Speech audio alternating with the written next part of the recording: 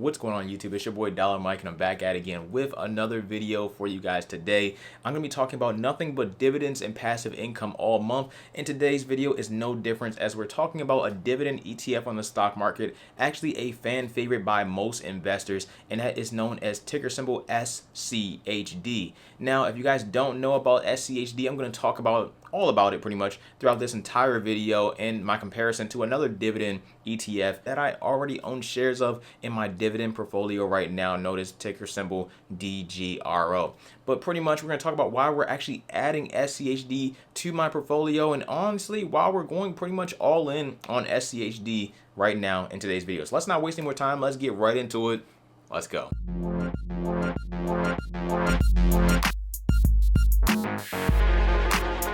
Currently, they have a very nice dividend yield of about 3.47% and a stellar track record, as I mentioned before, as it already is a fan favorite amongst most dividend investors in general, simply for the point that they pay a very high dividend for an ETF. On top of that, they have very low fees, and overall, it's been beating the market pretty consistently over some time now. So if you're just looking at good long-term passive income from a dividend ETF, then SCHD is definitely at the top of your list, if not number one already. And it goes to show because I plan on adding it to my portfolio very soon, actually this month. If you don't know what an ETF is, it stands for an exchange traded fund, and that pretty much has a whole bunch of different stocks put into one single stock, so you can invest into that one single stock and be invested across multiple different other stocks. So in this case, in SCHD's case, they pretty much have about 100 total holdings across some big name companies that do pay a dividend, like Broadcom, Cisco, Texas Instruments, and Lockheed Martin. Now, as I mentioned before, SCHD isn't the only dividend ETF on the stock market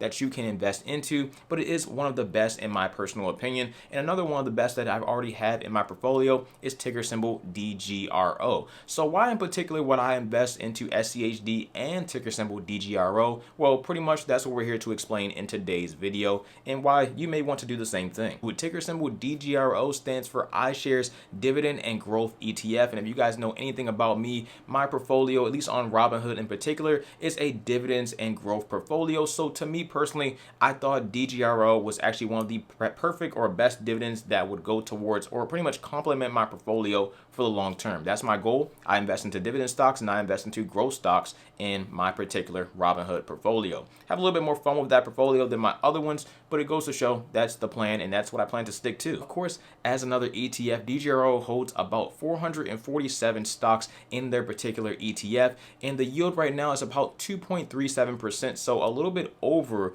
1% less than ticker symbol SCHD just off rip. SCHD and DGRO also have different investment philosophies, so they overall pick different stocks based on different things, and that's one of the main key reasons why I'm investing into both of them across my dividend portfolio, because they have a goal of two separate things, and I want to take part of both of those things to overall build my portfolio out for the long term. But there is one particular piece of DGRO's investment philosophy or criteria that they use to overall pick stocks that SCHD does not have, and I honestly think this is a positive and negative of DGRO, or just investing into DGRO. DGRO does not invest in stocks that are in the top 10% of the investment universe when it comes to dividends. So if they have the top 10% of a dividend yield, say for instance a stock like Verizon, then DGRO would not invest into that particular stock because they feel as though that might have more risk of having a unsustainable dividend,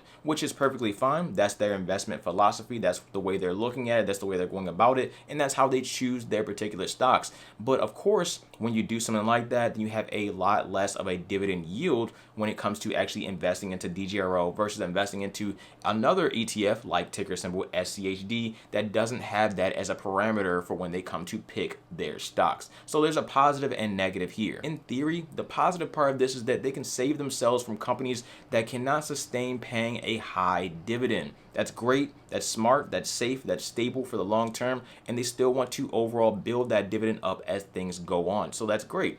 The negative here is, of course, you get a overall lower dividend yield when it comes to the ETF. Since they're not investing into the top 10% of the investment world's ETFs, that means overall for this particular ETF, you're going to get a lower dividend yield, which people may not like, especially considering that DGRO is a dividend ETF. So you should pay a high dividend yield versus a low one, or at least that's a thought process when someone may just be looking at an investment that they wish to make. DGRO would not invest into those high dividend paying stocks like ticker symbol VZ or Verizon, like Altria Group, or like ONEOK or ONEOK, or however you say it, to be honest, but it's a natural gas company. All three of these stocks have a very high dividend yield, which would work well for DGRO, but they simply don't invest into them because they're that high. While on the other hand, SCHD does. So in theory, again, DGRO would make up their current lower dividend yield by increasing that dividend yield as time goes on by investing into dividend growth stocks for the long term, and also buying growth stocks in particular that pay a very low dividend yield like Microsoft and Apple. This is actually one of their, or I guess two of their largest holdings,